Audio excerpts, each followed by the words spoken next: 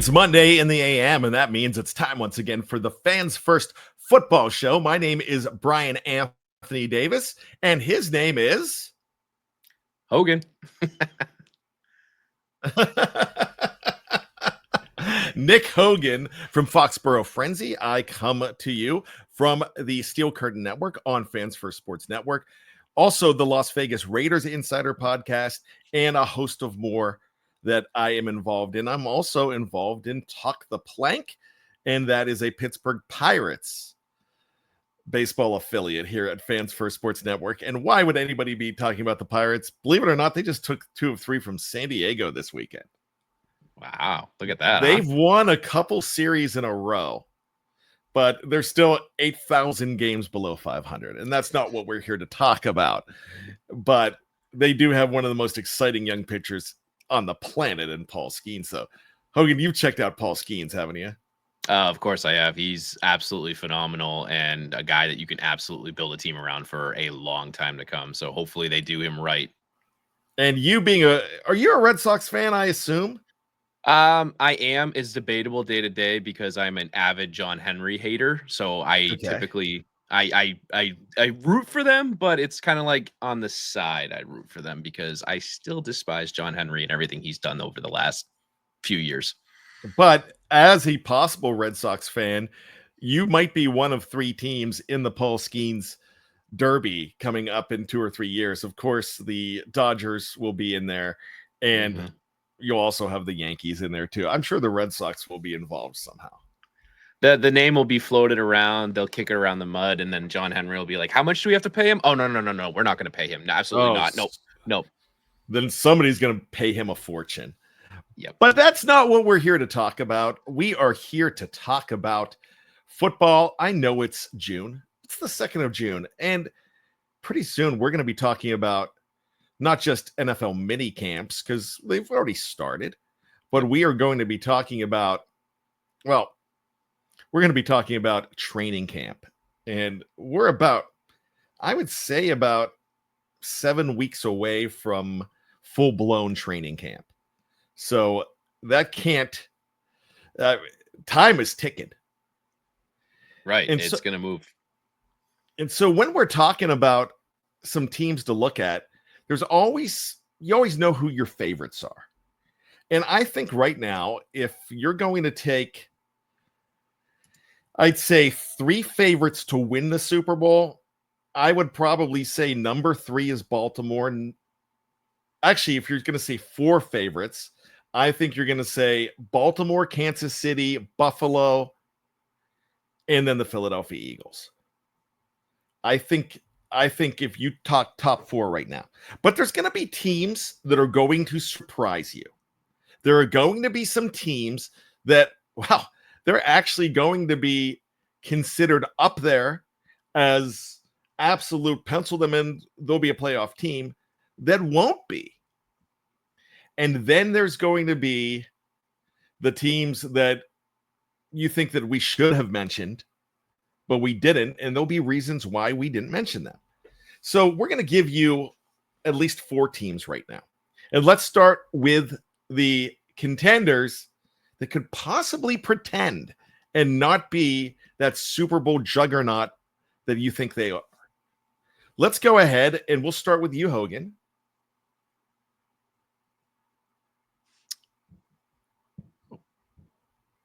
I'm sorry. Let's start with you, Hogan. Sorry about that. Yep. No, I had to think about this for a little bit, obviously, to see where we're at with teams. And obviously, this is a kind of a, like you talked about, we're in the thick of the off season right now where things are kind of in the muddy area, right? Where you're not sure what you're looking at. Is a team from last year that's really going to surprise people? Or are they going to fall off the map kind of thing? And you and I had a little bit of conversation about this previous to the recording. And one team that I'm looking at that I don't want to sit here and I don't want to get anybody all upset because I think they're an up and coming team as well. But if I'm looking at a team that could potentially fall off a little bit from last year, it's the Washington Commanders, actually, believe it or not, where they had that magical run with Jaden Daniels, his first year, rookie, getting his team to the NFC Conference Championship. I mean, that was unbelievable run. Obviously, they got annihilated by their in-division rivals there, the Philadelphia Eagles. But I'm looking at the Commanders where Dan Quinn, their their coach, he had a similar trajectory a little bit almost in Atlanta, right? Where he came from Seattle, Legion of Boom. They led that defense. They were unbelievable. He came to Atlanta, got them to that Super Bowl, which we all know and love in New England town for the 28-3. It's priceless, by the way, that Atlanta posted a picture the other day of two players with the numbers 3 and 28 and quickly deleted it after they realized what they did. But that's not here or there. We don't want to crap on Atlanta too much. We're talking about Washington, who, like I said, Dan Quinn is now the current head coach of that team, where they shocked everybody last year. Jaden Daniels did crazy things, offensive rookie of the year, has a good team around him, but I'm looking at Washington where they could still be an injury or two away from not being a playoff team. And Dan Quinn, they're not going to sneak up on anybody last year. I'd love to get your thoughts on this really quickly, Bryan. Like, I know you know Washington a little bit as well, being around the region and everything and hearing all of that hoopla, but they brought in Deebo Samuel. They did to match him with Terry McLaurin. Deebo had a very off year for the 49ers last year. They still retained Zach Ertz. They got Brian Robinson Jr., Austin Eckler.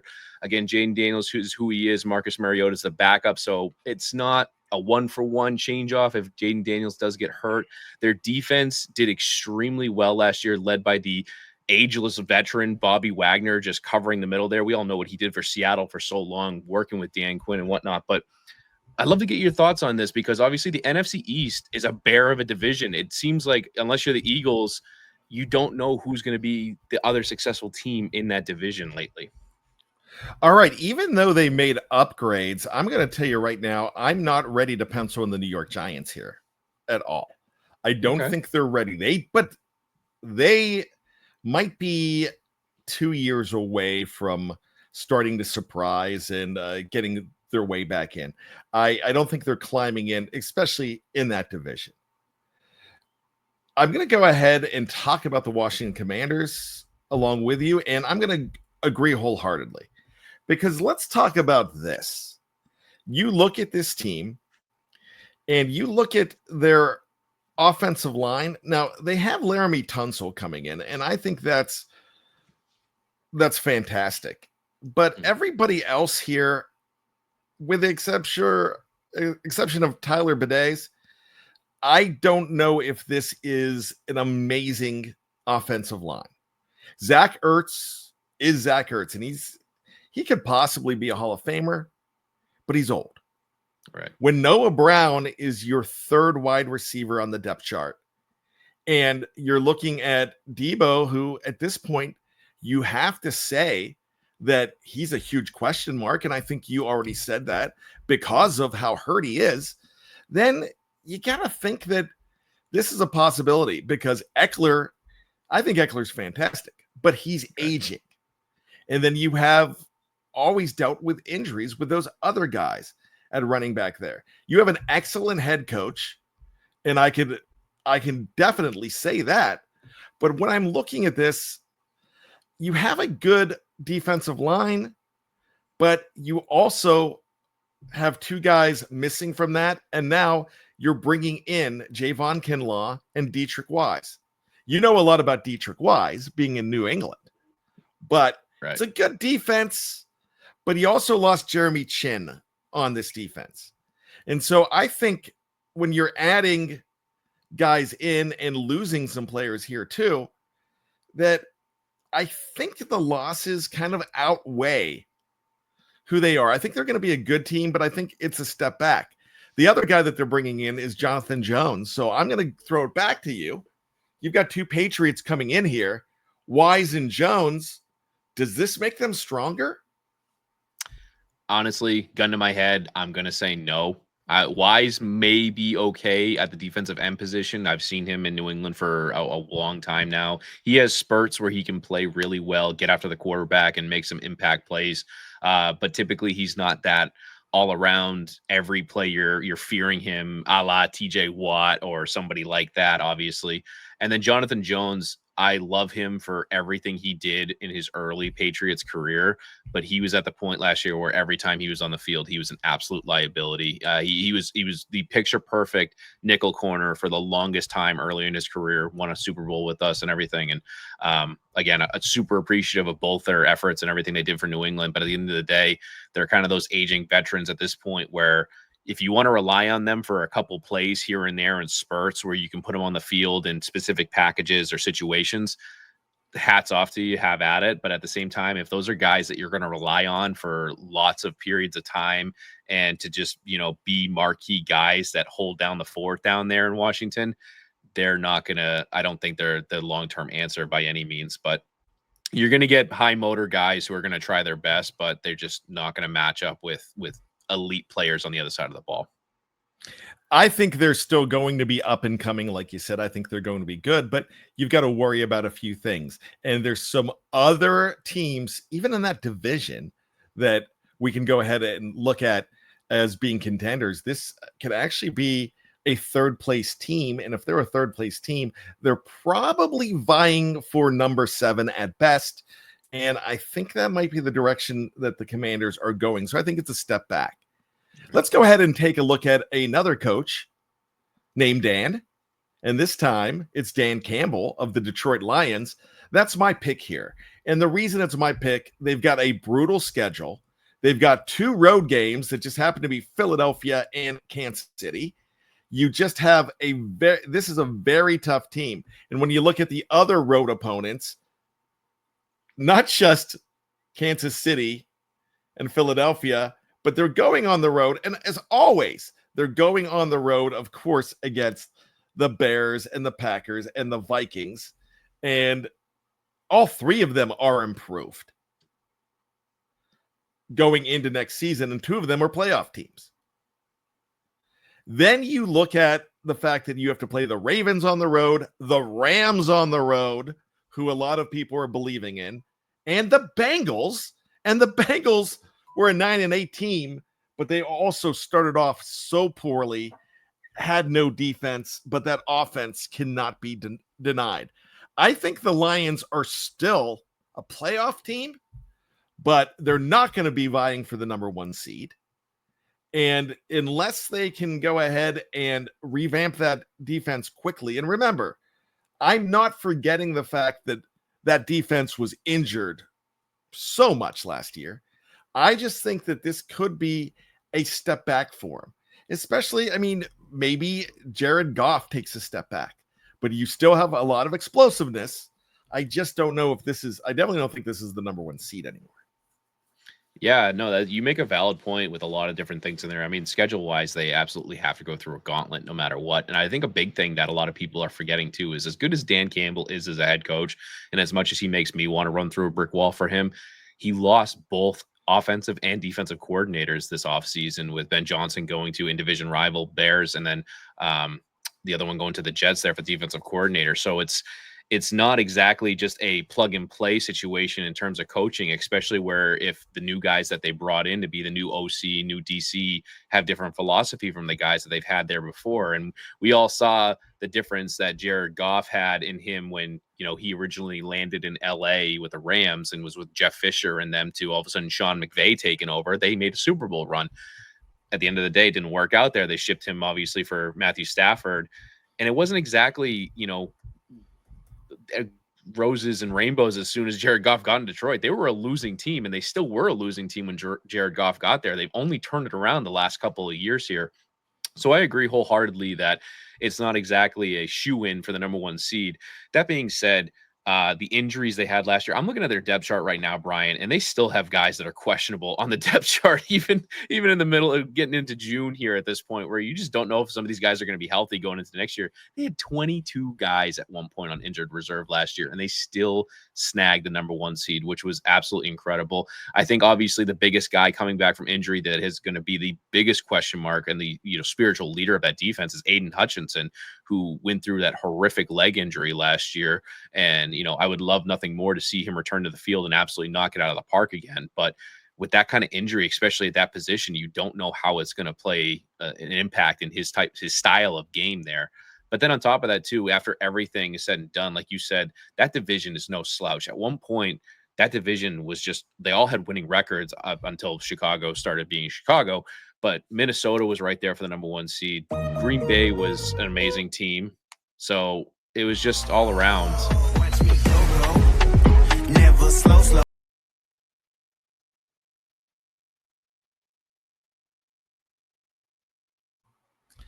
I'm sorry, you froze up there. And are you? I don't know if you're finished, and I'm not trying to be unprofessional. I just couldn't tell. It's all good. The music started playing, so. Oh, yeah. all right. Sorry, That was not. I don't mean to give you more to edit. Yeah, the music started playing when I was talking, and I was like, I don't know what's happening. I will cut that out later. Okay. So I was actually thinking that was my fault. I was thinking that wouldn't come through. I was trying to shorten it.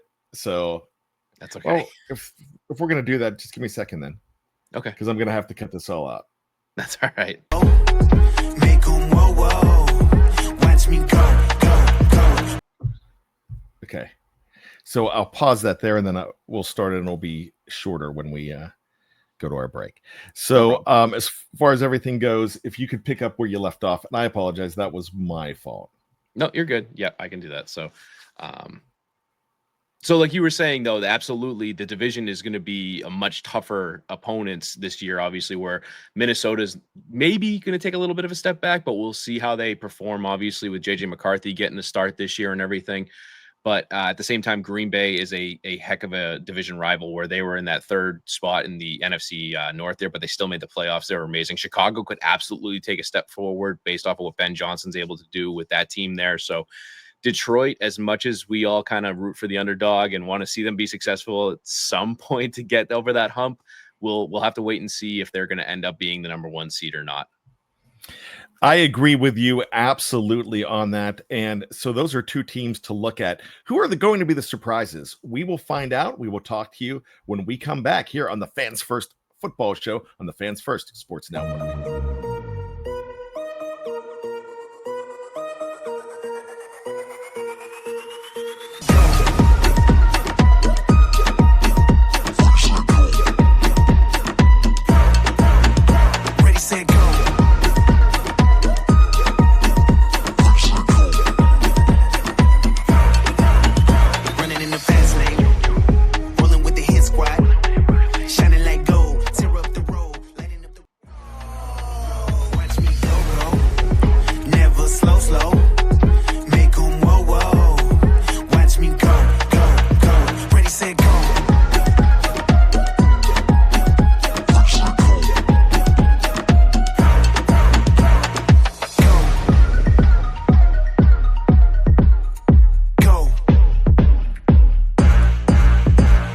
All right, we are back on the Fans First Sports Network. It's the Fans First Football Show. Who are the surprises?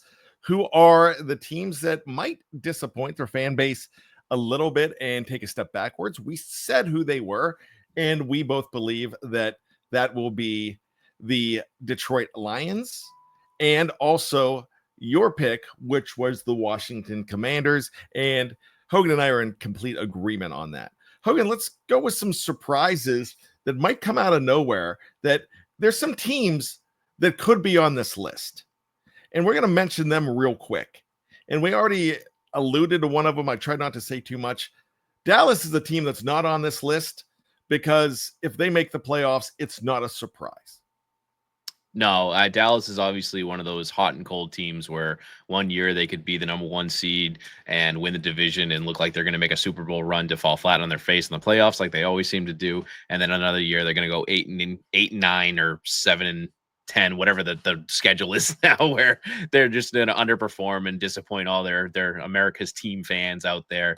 But Dallas is always just a team that just is such an enigma to me. And I'm curious to see how long it's going to be before Jerry Jones realizes he needs to get somebody in there to manage that team for him.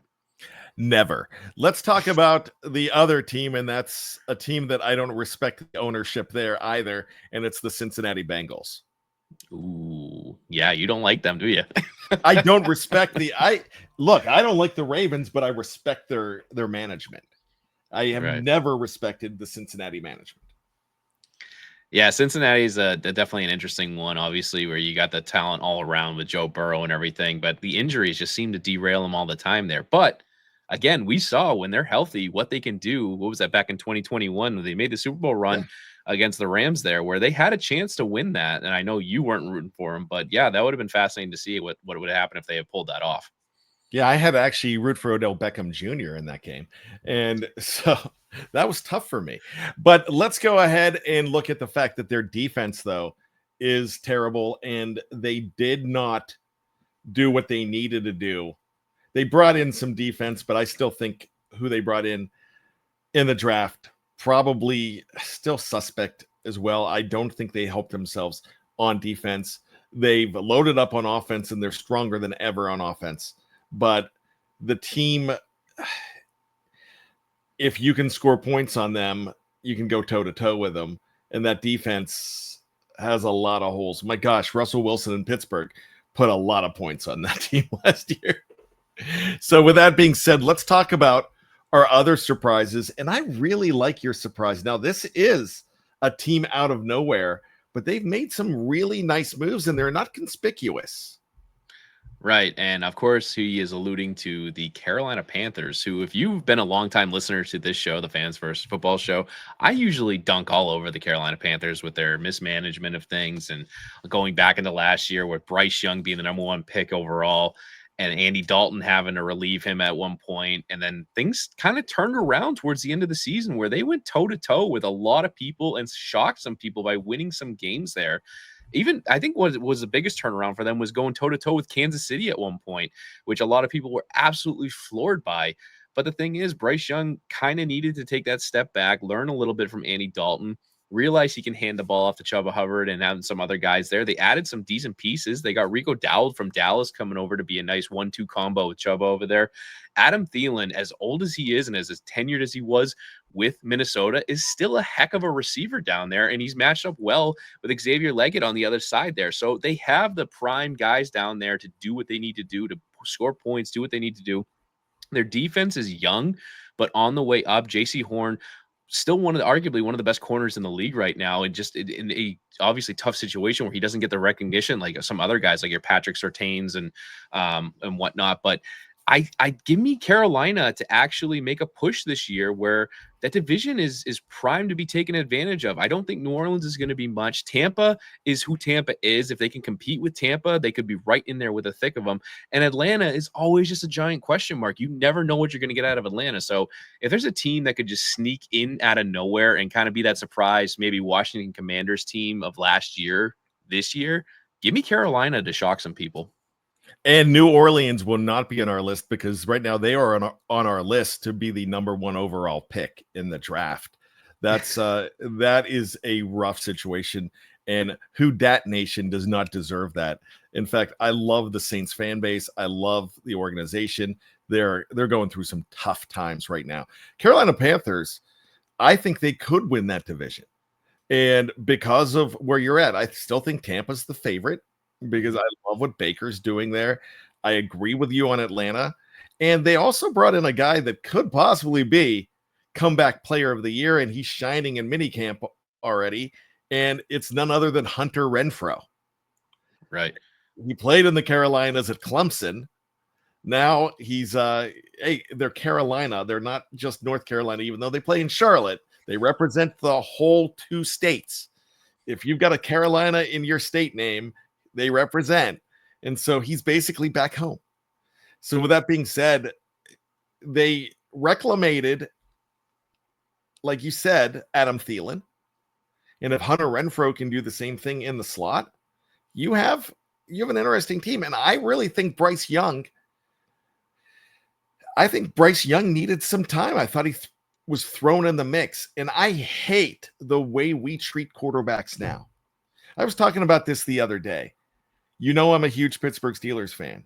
Terry Bradshaw's a Hall of Famer. If he was drafted 30 years later, he would be known as Ryan Leaf. Yep. They would have never given him the time and built around him that he needed. But we just don't have the patience in this day and age for quarterbacks to develop. I thought they made a mistake playing Andy Dalton last year. I really think they did. However, I really, really think that if you go ahead and give Bryce Young more of a chance, and the way CJ Stroud played last year, you might have still the Carolina Panthers winning that draft. Mm-hmm. Sometimes we need to be a lot more patient with these guys. I think if they make the playoffs, they might be one and done, but that's still a great place to be after that debacle of the last couple of seasons. So great pick for Carolina. Right. And I just want to piggyback really quickly off of like something you mentioned there is I think we're going to see a shift. I don't know when it's going to be, but the NFL drastically needs to make a shift at some point where the expectations of the world need to be taken off of these number one overall picks that go to decimated teams. I mean, the biggest thing that you kind of knocked on the knocked out of the park right there was the fact that we talked about New Orleans a little bit earlier, right? Where their quarterback situation is an absolute disaster right now with the retirement of Derek Carr. And I know they drafted someone, but I think their most like tenured guy on the roster is Spencer Rattler, who was a rookie himself last year. So it's not an ideal situation, but they're arguably going to have the number one pick next year, and they're going to get whoever's coming out. And if it's quarterback, the weight of the world is going to be put on his shoulders. And like you said, that expectation sometimes can just not be okay. And especially with a young coach or young organization, the NFL needs to figure out something where these guys aren't going into a desperate, terrible situation where you see Ryan Leafs, where you see guys get burnt out, your Andrew Lucks, because that was one of the most like sad things that I think we've seen with Andrew Luck, the career cut short of what could have been if he had guys to protect him, where they weren't so focused on just getting him more weapons at receiver or better running backs or focusing only on the defense. Andrew Luck had to retire because he was broken and he was 29 years old. That's not okay. But I know I'm going off on a tangent here about what we're not talking about. I get passionate about this stuff because it's a bummer to see. And obviously I was adamant about Drake May not playing last year because I was nervous as heck that he was going to get murdered. What happened? He came in, he lit it up. He also got hurt twice, Bryan. So I kind of stand by my point. And I will say this too. I don't like the rushing of this, and I'm going to go ahead and go on a complete different tangent in a second, but Mac Jones kind of got a bad rap because I thought he was thrown into the mix a little too early there too. So that leads to my next comment. I would love to see, and this is a completely different show, so we can't really get into this, but I would love to see them team up. When I say them, the NFL team up with the UFL. Ooh, yeah. And make that a little bit of a minor league program. Now you make it a farm system, and you don't have to have 32 farm teams in the NIL. You can go ahead and do it different ways. But if you own a player, and that means you drafted a player, you could send them there to get some action, some more action. Now, it's still not the speed of the NFL, but if you have other rookies in there and you can go ahead and maybe get more system training. And some of those teams could be tailored to, you might be able to go ahead and say, if you have a quarterback that is a running team, you might send them to, and I'm just going to throw out a team here. They're looking for a running quarterback, and say, and I don't know what kind of team this is, but the San Antonio Brahmas, if they run a system with guys that are traditional running quarterbacks, then you're going to send the Lamar Jacksons of the world there when they're drafted to that kind of system. Right. But you still own them. So you don't just say, okay, the San Antonio Brahmas take all the Texas teams and Arizona and Louisiana. No, that's not the way it does. You have a chance to select where your player is going to go. I think that might be a different way to do it. You know what? Actually, you're bringing flashbacks of when I was younger watching the European Football League, where the NFL sponsored that for a while. And I know you would be the biggest proponent of that because, believe it or not, that's where I discovered, and I will forever lay claim to this. I discovered James Harrison in the European Football League, dominating over there with the Steelers little sticker on him while he was playing for Germany or Frankfurt, whatever team he was with over there. And he was dominating. I remember being like, this guy needs to be in the NFL. And I was ahead of my time, Bryan, because what was it? Not even 3 years later, he's picking off Kurt Warner and going 100 yards in the Super Bowl for that touchdown. So I like where your head's at. That is true, but you have a little bit of the information wrong. Oh, I do? Yeah, you actually do. And I'm not trying to be correcterson. He was wearing a Ravens patch there. Oh, that's right. Baltimore. He started with Baltimore. He started with the Steelers. The Steelers cut him. Then the Baltimore Ravens cut him twice. Then he came back to the Steelers. Joey Porter punches out a guy. William Green in 2004 in November. It was actually like November 12th or something like that. And right before the Cleveland game. And they're like, all right, Joey, we have to throw you in. You're actually active. I mean, James, you're actually active because Joey Porter gets kicked out before the game even starts. And then he gets 2 quarterback hurries, maybe a sack, and had just a huge game in that win.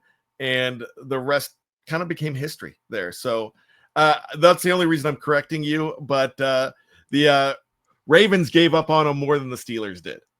Hey, and you couldn't be more thankful for it, right? But I'm just saying, as incorrect as I was, I still like to take credit that I discovered him in European Football League before anybody else did. If you look up where my finger is right now, and most people aren't listening, but there's a James Harrison bobblehead in that mix. Nice.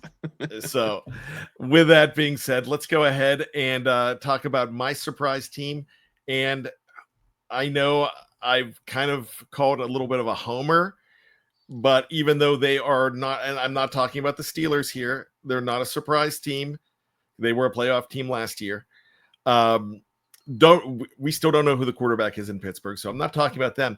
But I represent the Raiders as well, and I really think that they are an up-and-coming team. And I think more because of who their coach is in Pete Carroll, and who one of their owners is, who their GM is in John Spytek, and of course, one of the owners is Tom Brady, a guy you know well. I will say this, I'm going to laugh. Be careful when you look at AI, because when I Googled the depth chart, this is the depth chart for the Raiders. Quarterback Geno Smith, running back Josh Jacobs, wide receiver Devontae Adams and Hunter Renfrow, tight end Darren Waller. And it says 2025. Oh, jeez. Yeah, that's a little mismatched. So be careful when you go ahead and do that. But when we're looking at the Raiders, I like who they brought in. Now, a guy that you absolutely love is a guy that I know this is sour for you, but we've got to talk about Jakobi Meyers just being, I think he's amazing. I think he's the most underrated receiver in the league. 100%. You will find no argument there. I will rue the day that the Patriots organization, for whatever insane reason, thought that Juju Smith-Schuster was a comparable, I don't even want to say upgrade, but something comparable to Jakobi Meyers. The Raiders got an absolute home run, slam dunk, whatever you want to call it, the day they signed Jakobi, and he is 100% their number one receiver, and hats off to him for treating him the way he should have been treated in New England. This is a good defense on this team, but when you add Austin Jeanty into this mix, he's going to be exciting. When you add a stable veteran like Geno Smith into this mix with Ashton Jeanty, you're going to be in good shape. You already have 2 great tight ends, Brock Bowers and Michael Mayer. And then you drafted a guy in the second round who was pretty exciting, Jack Besh, to go along with Jakobi Meyers and Trey Tucker. So you have an exciting offense possibly, and their defense has always been good. Now their defense was beat up last year, but they bring in Jeremy Chin. They bring in Eric Stokes from Green Bay. They bring in a guy who you and I both know, and I wish that he was a Steeler from the beginning, and you got to enjoy him more than I did. A Landon Roberts in the middle. Sure, you lose Robert Spillane, another former Steeler, and a current Patriot, who I guess we know those guys well. But a Landon Roberts is now in there. Malcolm Kuntz is healthy after missing all of last year. Christian Wilkins missed half of last year. And you have the amazing Max Crosby to go along with Adam Butler. You got a really good defense here and a guy that's very underrated, Isaiah Polamalu. And Polamalu is related. He's a cousin of Troy Polamalu. Not a bad safety to be related to there. No, and he is really solid, and he was an undrafted free agent as well. Right. And I think a big thing that we can talk about really quickly for the Raiders is obviously their schedule as well, where they don't have, I don't want to sit here and say it's a gauntlet like some other teams might be facing. Obviously, being in the same division as Kansas City is never easy. You got Kansas City, you got Denver, you got LA, who all made the playoffs last year. So it's not exactly a walk in the park where divisional foes come in. But at the same time, they're playing teams like my New England Patriots, who had been arguably one of the worst teams in the league the last couple seasons.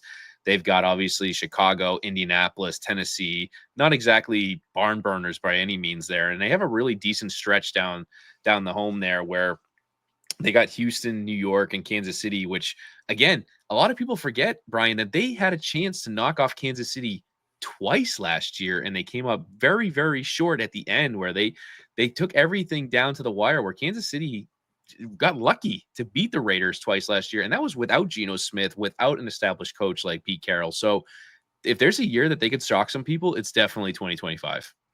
And winners bring in winners, and Tom Brady's a winner. And that hurts me to say, but the biggest problem I ever had with Tom Brady is that he was on the Patriots. I didn't have that problem. I know you did, but I never had that problem with me. How many Super Bowls do you think the Steelers win if Tom Brady's not a Patriot? I'd say two more. At maybe, least. Maybe three. Yeah, I'd give you, 04? I'd give you 04. And probably, 01. 01. Yeah, that's right. That's right. I'm taking 01. I'm taking 04. And I'm taking 16. All right. There's no 28-3.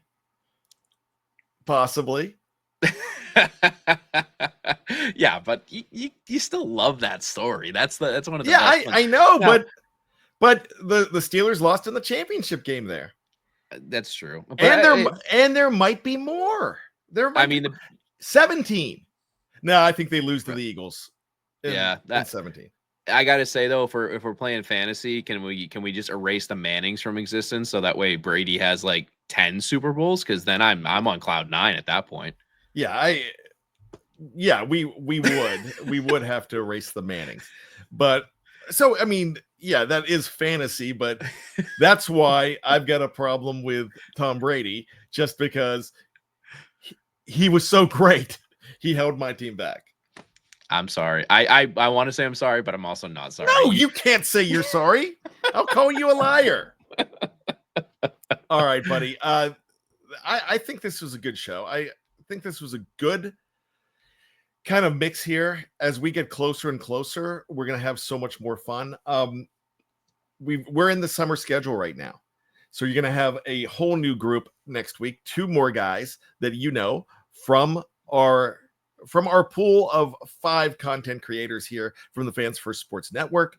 That also includes Jess Place from Mile High Broncos, Aidan Reed from Broad Street LinkedIn, and my partner from last week, Dave Stefano from Vikings First and Skull. So I'm not sure who has it next week, but I know it's not me. We got Jess and Dave next week. Okay, that'll be a great combination. I can't wait for that show as well. So as far as everything goes, please make sure that you check out all of our fine affiliates here on the Fans First Sports Network. Check out other sports as well. And also in season, make sure you're listening to all, if you're a Patriots fan, you're listening to all your favorite Patriot news here on the Fans First Sports Network on, I believe it's called Foxborough Frenzy. I almost called it Midnight Ride for a reason. I'm sorry. But Foxborough Frenzy. And then also check out the opponents of your New England Patriots as well, because we have fine affiliates here on the Fans First Sports Network. And it's nice to know where they're going before, what they're talking about in that city before they go ahead and face off against the Pittsburgh Steelers. So in week 3, if you want to hear about the Patriots, we're going to be talking a whole heck of a lot of them here on the Steel Curtain Network and vice versa. You don't have to listen to the Jet stuff, though, because that's the one team that nobody cares about. That's just my opinion. It's funny. Everybody, all of us have that team. And I think Reed's might change, but I think Reed's is definitely the Cowboys. It's Dallas, 100%. He might not say it, but it's Dallas.